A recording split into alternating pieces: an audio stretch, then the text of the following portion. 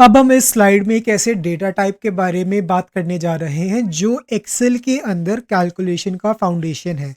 हम बात करने वाले हैं न्यूमेरिक डेटा टाइप के बारे में। अगर आपका काम नंबर्स, परसेंटेज या करेंसीज के साथ है तो ये डेटा टाइप आपके लिए बैकबोन बन जाएगा। तो चलिए न्यूमेरिक डेटा टाइप को डिटेल में समझते हैं। सबसे पहले जो क्वेश्चन है, what is numeric data type, तो इसका आंसर है न्यूमेरिक डेटा टाइप का यूज एक्सेल में नंबर्स और कैलकुलेशन के लिए होता है।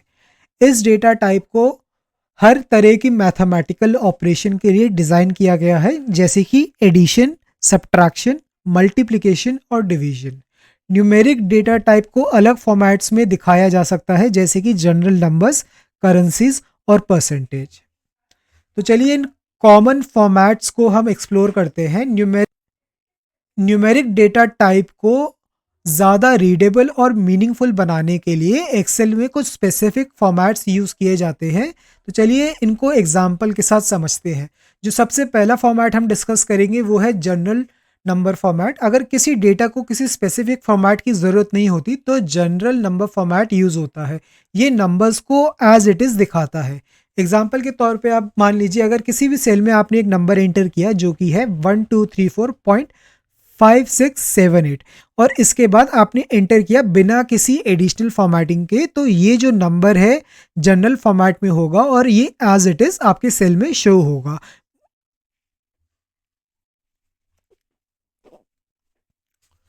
अब बात करते हैं दूसरे फॉर्मेट के बारे में, जो कि है करेंसी फॉर्मेट।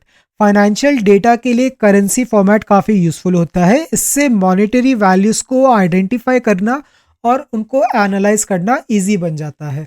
अगर आप किसी सेल में टाइप करना चाहते हैं ₹5000, तो इसे आप करेंसी फॉर्मेट में चेंज कर सकते हैं। तो ये जो आपका नंबर है ये डॉलर या फिर रुपीस सिंबल के साथ होगा, जैसे आपकी रिक्वायरमेंट होगी। और डॉलर और रुपीस के सिंबल मौजूद होने के बावजूद भी आप इसे एज अ नंबर ट्रीट कर पाएंगे और इसके ऊपर अपना एनालिसिस और कैलकुलेशन कर पाएंगे। तीसरा जो मोस्ट कॉमन फॉर्मेट है वो है परसेंटेज फॉर्मेट। प्रपोर्शंस और ग्रोथ रेट दिखाने के लिए परसेंटेज फॉर्मेट का यूज़ होता है। अगर आपको कहीं कंट्रीब्यूशन भी दिखानी है तो उसके लिए भी आप परसेंटेज फॉर्मेट का यूज़ कर सकते हैं। ये डेटा को और मीनिंगफुल बनाता है। इसको चलिए एक एग्जांपल की मदद से समझते हैं। अगर आप सेल में लिखते हैं 0.25 और इसके बाद इसे परसेंटेज फॉर्मेट में कन्वर्ट करते हैं, तो ये आपका जो नंबर है ये चेंज हो जाएगा परसेंटेज में और उस सेल में आपकी जो वैल्यू होगी वो बन जाएगी 0.25 से 25%।